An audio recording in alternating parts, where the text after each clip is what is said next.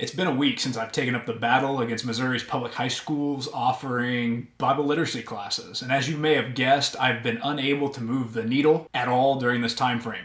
Regardless of how passionate a person is about something or how unconstitutional a bill is, it takes much more than that to influence public policy. But here's what I've learned so far. Number one, attempting to have a dialogue with your representatives is largely fruitless. At the time of this recording, I've contacted 6 Missouri lawmakers,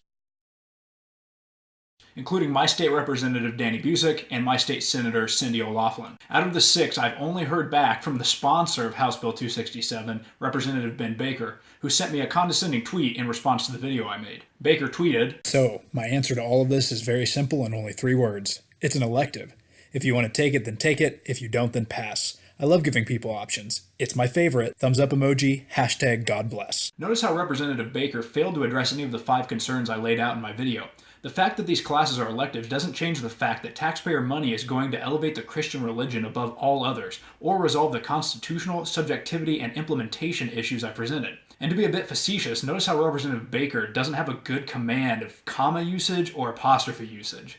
And hashtag God bless, what a troll you are, Ben Baker. My only regret is not tweeting hashtag Satan bless right back at you. But back to the radio silence from the other Congress people. I fully understand that these are very busy individuals, and even though they do represent me in the Missouri Congress, they're not expected to answer my every beck and call. However, I expected at least acknowledgement that my concerns were heard as the legislation continues to march forward. I've contacted government officials before, and I've usually heard back in a reasonable amount of time, but not on this issue. To make matters worse, on Wednesday, House Bill 267 was debated for 2.5 hours before it was perfected, which means the bill's text is agreed upon by the majority of the House. And guess who was absent for the vote? My state representative, Danny Busick. Nowhere to be found. My one possible voice on this matter was absent. Overall, I'm not impressed with my interactions, or lack thereof, with Missouri lawmakers. Number 2, getting people motivated on this issue is difficult. I posted my video everywhere I could think of, and engaged with as many people as would listen. To date, the video has been viewed over 200 times and responses were largely favorable. I truly believe that most people who watch the video, religious or not, understand that Bible classes in public schools is a bad idea. However, getting people to watch the video in the first place is a challenge. I don't have any data to back this up, but after living in the Midwest for almost 30 years, I would venture to guess that from just reading the title, sentiments range from the apathetic and dreadfully misinformed, "this could never pass," to the closed-minded, "I won't watch this video. I already know that I would disagree because the Bible is good." And therein lies the problem. The only real shot I have at keeping Bible classes out of public schools is to have as many residents as I can in a ruby red Bible Belt state to contact their representatives and say that they do not want Bible classes. But most people don't care if these classes are constitutional or not. And most don't care if they taint the separation between church and state. And most people don't care if there's evidence that this law has failed in other states.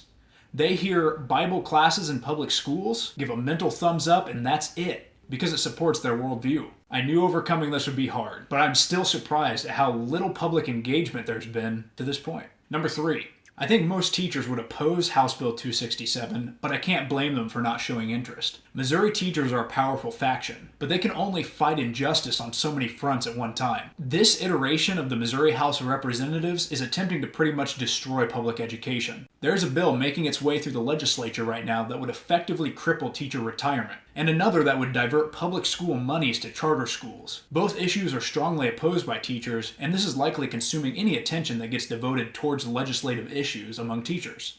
All things considered, I can see why opposing Bible literacy classes ranks low on the priority list when legislatures are basically trying to defund education in the name of choice. Number 4, the American Atheist Group rocks. As I stated in the previous video, I'm not an atheist, but I knew that atheists were usually strong proponents of keeping matters of church and state separate. I contacted the group on Facebook and their website and had a coordinated response from them within 24 hours. I spoke with Allison Gill, a vice president at the American Atheists Incorporated, and she confirmed to me that stopping this bill would be very difficult given how conservative and Christian the Missouri legislature has become. She also informed me that besides House Bill 267, there were also 2 additional bills, concurrent House and Senate resolutions attempting to advance this same piece of legislation, or one similar to it. She encouraged me to attend a hearing that night to testify against House Concurrent Resolution 13, but due to time constraints, I was not able to make it to Jefferson City. It turned out that that hearing was postponed, likely due to House Bill 267 being perfected, so in retrospect, I was grateful I didn't make the trip. That being said, major props to Allison Gill and the American Atheists for the prompt response and resources. I look forward to working with them moving forward. Additionally, they have set up an incredibly easy way for you to contact your representatives regarding this issue. The link is in the description box below. Please use it. And number 5, moving ahead. While I know that my fight against House Bill 267 could very likely fail, I'm not deterred. If and when House Bill 267 moves to the Missouri Senate, I plan to testify against it at the public hearing if my schedule allows.